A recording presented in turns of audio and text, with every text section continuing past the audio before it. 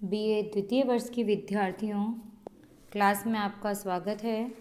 आज मैं आपको नया टॉपिक अभिज्ञान शाकुंतलम नाटक के बारे में बता रही हूँ। आपके सिलेबस में है अभिज्ञान शाकुंतलम और 3 इकाइयाँ हैं इसकी। प्रथम द्वितीय तृतीय अंक जो अभिज्ञान शाकुंतलम में 7 अंक हैं। प्रथम द्वितीय तृतीय अंक फर्स्ट इकाई में, चतुर्थ पंचम और षष्ठ अंक द्वितीय इकाई में और सप्तम अंक है तृतीय इकाई में। और इसी अभिज्ञान शाकुंतलम के छंद और अलंकार आपके सिलेबस में लगाए हुए हैं, यानी कि आपका फर्स्ट पेपर पूरा अभिज्ञान शाकुंतलम से ही संबंधित है।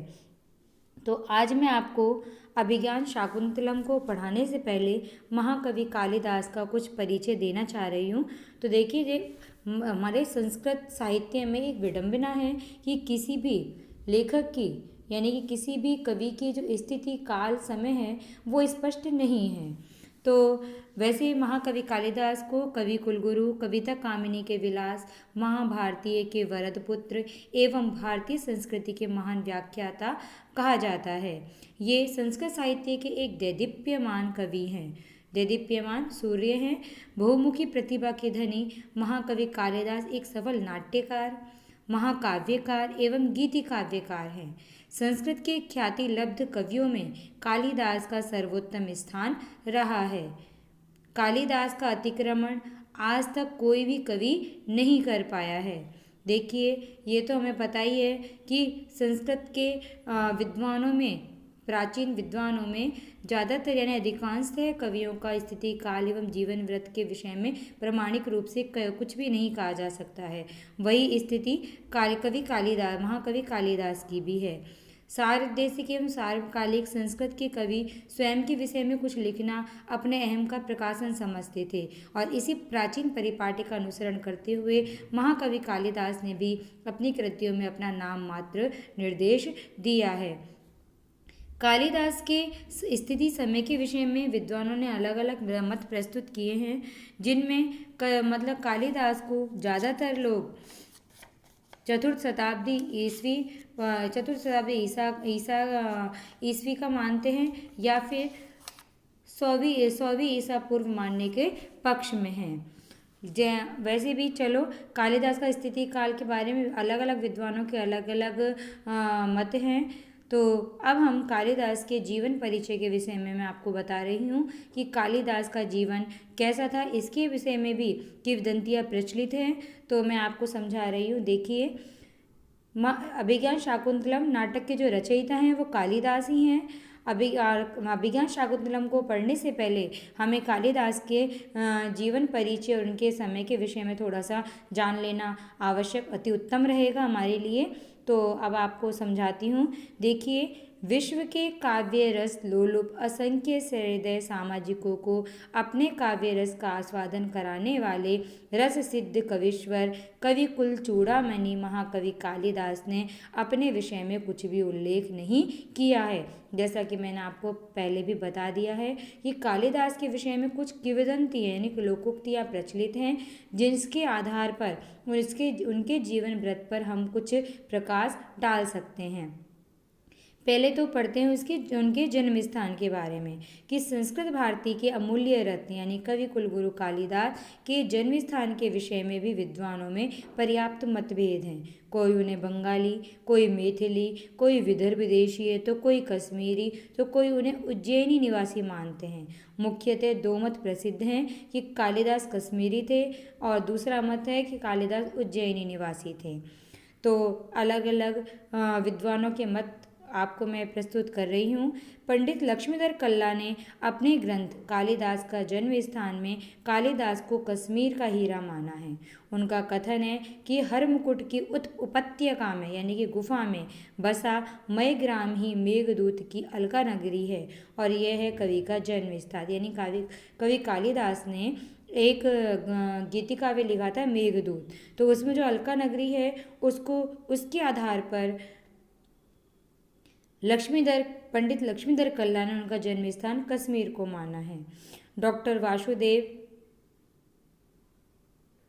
विष्णु मिरासी से लेकर अधिकांश विद्वान कालिदास को उज्जैनी निवासी मानते हैं। उनका मत है कि कालिदास ने मेघदूतम में अत्यंत तन्मयतापूर्वक अपने हृदय के संपूर्ण भावों को उंडेल कर उज्जैनी का हृदय आह्लादक वर्णन किया है। इस नगरी के अद्वितीय सौंदर्य पर कवि इतना मुग्ध है कि उन्होंने इसे कांतिमान स्वर्ग का टुकड़ा खंड कहा है, राम खंड कहा है। रामगिरी से अलका मार्ग में न आने पर भी कवि मेघदूतम में मेघ को सानुरोध उज्जैनी भेजता है। इस आधार पर मिरासी महोदय उन्हें उज्जैन निवासी मानते हैं।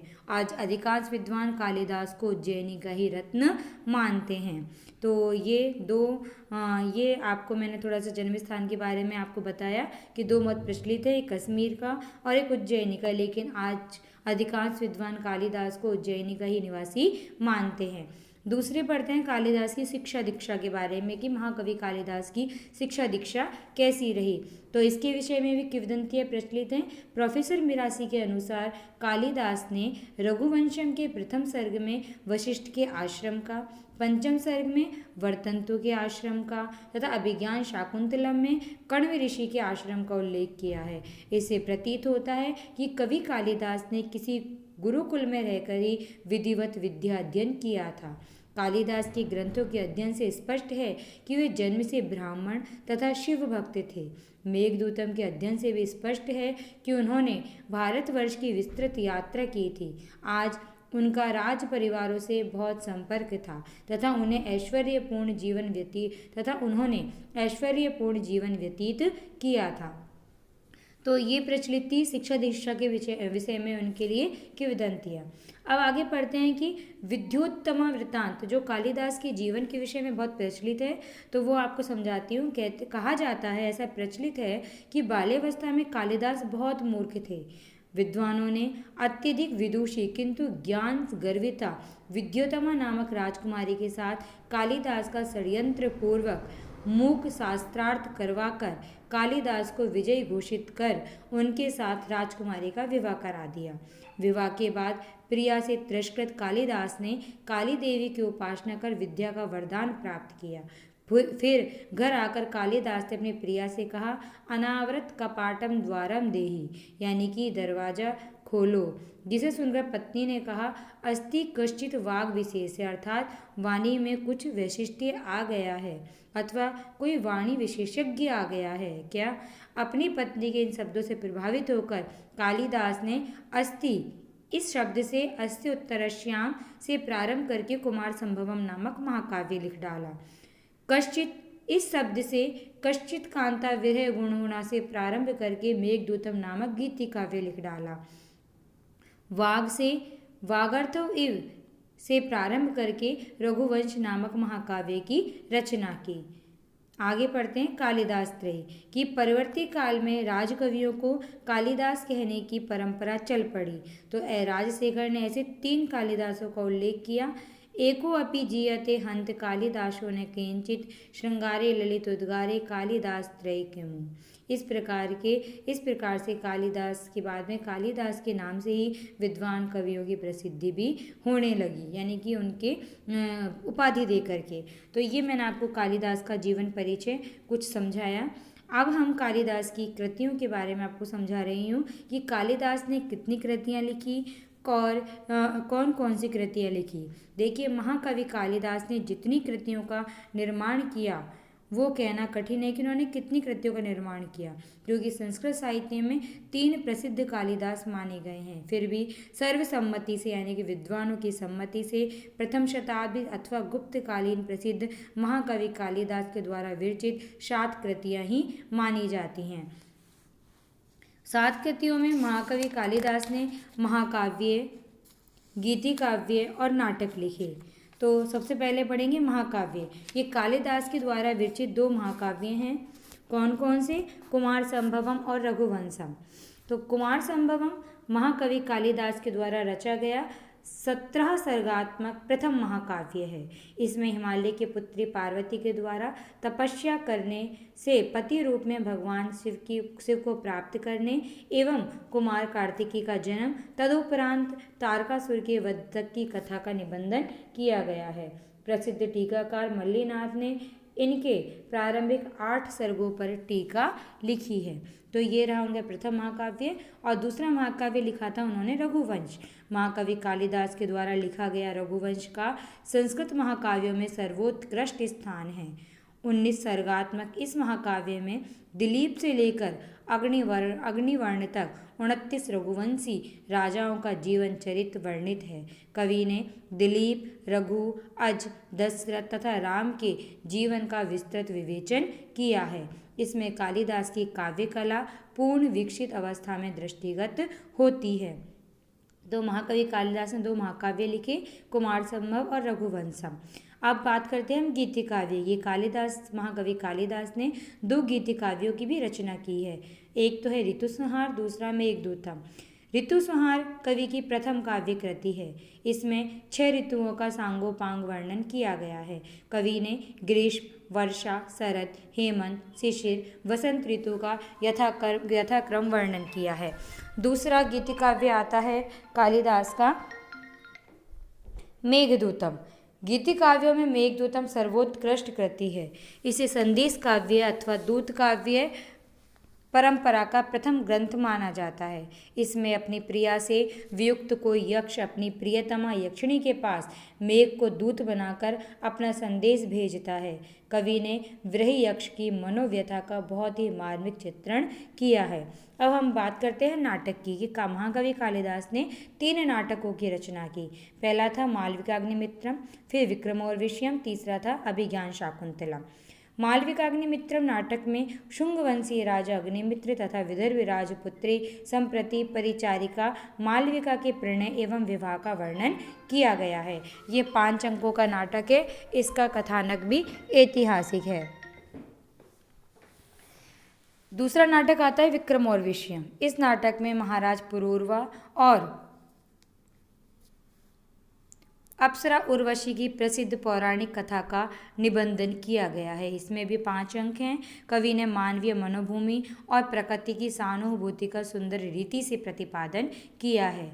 अगला नाटक है उनका अभिज्ञान शाकुंतलम। देखिए, महाकवि कालिदास के द्वारा लिखा गया यह नाटक विश्व साहित्य का सर्वोत्कृष्ट रत्न है, यानी कि यही सर्वोत्कृष्ट नाटक विश्व साहित्य में माना जाता है। 7 अंकात्मक इस नाटक में महाराज दुष्यंत तथा निसर्ग कन्या शकुंतला के प्रेम का हृदय आह्लादक वर्णन किया गया है। यह नाटक कालिदास का सर्वस्व है और इसके माध्यम से ही कालिदास अमर कवि हो गए हैं। इस प्रकार महाकवि कालिदास की 7 कृतियाँ हैं। कुमार संभवम, रघुवंश ये 2 महाकाव्य, ऋतुसंहार, मेघदूतम ये 2 गीति काव्य, मालविकाग्निमित्रम, विक्रमोर्वशीयम और अभिज्ञान शाकुंतलम ये 3 नाटक त्रय। अब विवेचन करते हैं कि अभिज्ञान शाकुंतलम की कथा वस्तु का मूल स्रोत क्या रहा है।